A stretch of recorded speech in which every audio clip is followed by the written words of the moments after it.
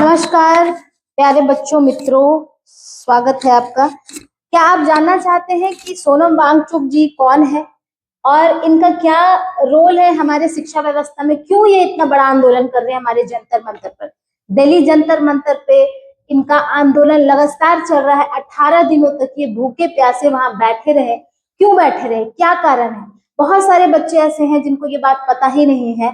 तो क्या आप एक स्टूडेंट है या आप स्टूडेंट के पेरेंट्स हैं? दोनों को, पूरे पूरे देशवासियों को ये बात जानना बहुत जरूरी है कि हमारे भारत की शिक्षा व्यवस्था बहुत ही बिगड़ी हुई है।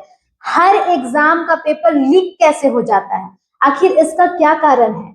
इन्हीं सब सवालों के साथ सोनम वांगचुक जी हमारे यहाँ जंतर मंतर पे अपना धरना दे करके बैठे हुए थे, ताकि हमारे यहाँ की शिक्षा व्यवस्था अच्छी हो सके, ताकि हमारे जैसे, आपके जैसे लोग जो स्टूडेंट्स है उनका भविष्य उज्जवल हो सके।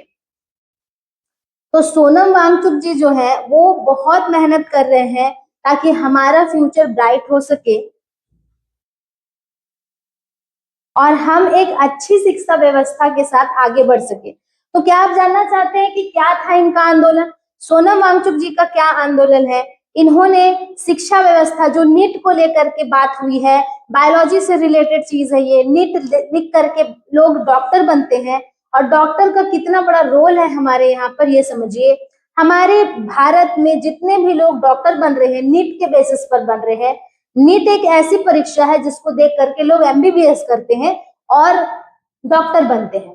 तो डॉक्टर कैसे बनेंगे अगर नीट का पेपर आप लीक करवा दे रहे हैं? नीट के पेपर को पहले से लीक करवा दे रहे हैं तो अच्छे डॉक्टर्स हमारे यहाँ नहीं बन पाएंगे। तो हमारे यहाँ पर इलाज की भी गड़बड़ी हो गई और हमारी जनसंख्या में बहुत बड़ा बदलाव आ सकता है अगर अच्छे डॉक्टर्स हमारे यहाँ पर नहीं रहेंगे तो इस वजह से सोनम वांगचुक, जो कि एक बहुत बड़े साइंटिस्ट है, उन्होंने इस पर आवाज उठाया और भारत सरकार से ये मांग कर रहे हैं कि हमारे यहाँ की शिक्षा व्यवस्था को सुधारा जाए, पेपर्स लीक ना हो, एक स्पेशल फोर्स बनाया जाए, एक स्पेशल कमिटी बनाई जाए, ताकि हमारे जो एग्जाम्स है उनके पेपर लीक ना हो सके। आज आप देखेंगे जितने भी एग्जाम्स हो रहे हैं पूरे भारत में, लगभग एग्जाम्स के पेपर लीक हो जाते हैं एग्जाम से पहले। एग्जाम से पहले अगर लीक नहीं हुए तो एग्जाम के बाद सेटिंग्स हो जाते हैं। घूस दे रहे हैं लोग, परीक्षाओं को पास कर रहे हैं, ऐसे ऐसे लोगों को नौकरी मिल जा रही है जिनको कुछ आता जाता भी नहीं है। तो ये सब धांधलियां जो हो रही है हमारे शिक्षा व्यवस्था में, इन सभी को सुधारा जाए, इस पर सोनम वांगचुक जी धारणा दे करके बैठे हुए थे। लेकिन भारत सरकार ने क्या किया, उनको वहां से हटा दिया गया, उनको हॉस्पिटल ले जाया गया, अभी उनको वहां से हटा दिया गया ताकि भीड़ और शांत हो सके।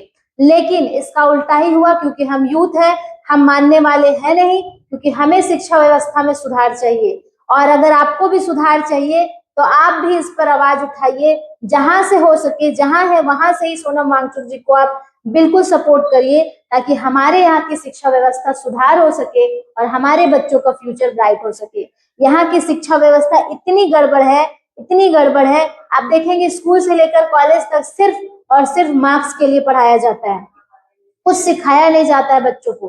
तो बच्चों का फ्यूचर कैसे ब्राइट होगा? जब नौकरी की बारी आती है तो उनको कोई स्किल्स नहीं है, उनके पास कुछ भी नहीं है, तो वो कैसे आगे बढ़ेंगे? तो इन सभी चीजों को सुधार करना बहुत ही जरूरी है और अगर किसी ने आवाज उठाया है इसके लिए तो वो है सोनम वांगचुक जी। तो आप उनका बिल्कुल सपोर्ट करिए। और मैं आपको बताना चाहती हूँ कि सोनम वांगचुक जी का बायोलॉजी से कैसे रिलेशन है। तो इन्होंने बहुत सारा रिसर्च किया है जैसे कि ग्लेशियर का पिघलना, क्लाइमेट चेंज के कारण जो वातावरण में बदलाव हो रहा है उसके कारण कैसे ग्लेशियर्स पिघल रहे हैं। ग्लेशियर्स क्या होते हैं? जो जमे हुए बर्फ है हमारे यहाँ पर भारत में या पूरे वर्ल्ड में, जो जमे हुए फॉर्म में बर्फ है वो धीरे धीरे पिघल रहे हैं, क्योंकि वातावरण का टेम्परेचर बढ़ रहा है। ठीक है, हमारे यहाँ में गर्मी बढ़ रही है क्लाइमेट चेंज की वजह से, तो वो जो बर्फ के फॉर्म में पानी है वो पिघलने लगेगा और पिघलने लगेगा तो हमारे यहाँ पर समुद्र और जितनी भी पानी की व्यवस्था है वो गड़बड़ा जाएगी, चरमरा जाएगी, जिसके वजह से हमें और जानवरों को बहुत बड़ा नुकसान भी हो सकता है।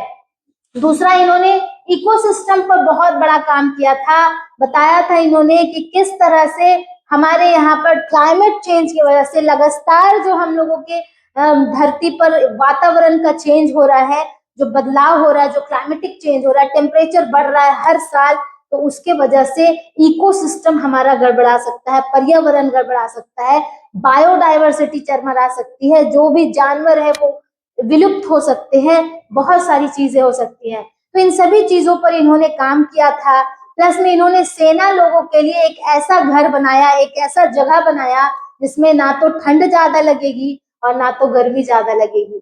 तो इस तरह का इन्होंने रिसर्च किया है। सोचिए कि कितने बड़े साइंटिस्ट है ये, इंडिया के लिए एक वरदान है, और इनको भारत सरकार कोई जवाब नहीं दे रही है।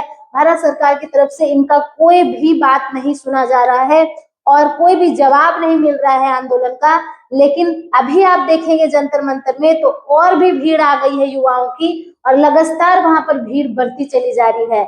ये आंदोलन हम करेंगे, चाहे जहां भी है, घर से भी करेंगे, हम हमेशा इनका सपोर्ट करेंगे ताकि हमारा शिक्षा व्यवस्था हमेशा अच्छा रहे। और हम मांग करेंगे भारत सरकार से कि हमारी शिक्षा व्यवस्था को आगे लेकर के जाया जाए और इसे सुधारा जाए, क्योंकि हमारे हमारे हमारे यहाँ पर यूथ सबसे ज्यादा है, और यूथ ही है जो भारत देश का या किसी भी देश का भविष्य होता है। तो आप हमारे भविष्य को समझिए और हमारे शिक्षा व्यवस्था को बेहतर बनाने के प्रयास में लगिए, ताकि हमारा जो भी बच्चे हैं हमारे पास वो सभी अच्छे से अच्छे रिजल्ट लाएं और अच्छा से अच्छा फ्यूचर बना सके। ठीक है, तो मैं आपको यही सब बताने के लिए ये एक वीडियो बनाई थी, ताकि आप सभी जागरूक हो जाएं और शिक्षा व्यवस्था को समझे, हमारे यहाँ की जो व्यवस्था है उसको समझे, और सोनम वांगचुक का आंदोलन, इतना बड़ा जो आंदोलन अभी चल रहा है जंतर मंतर में, उसको भी समझने का प्रयास करिए।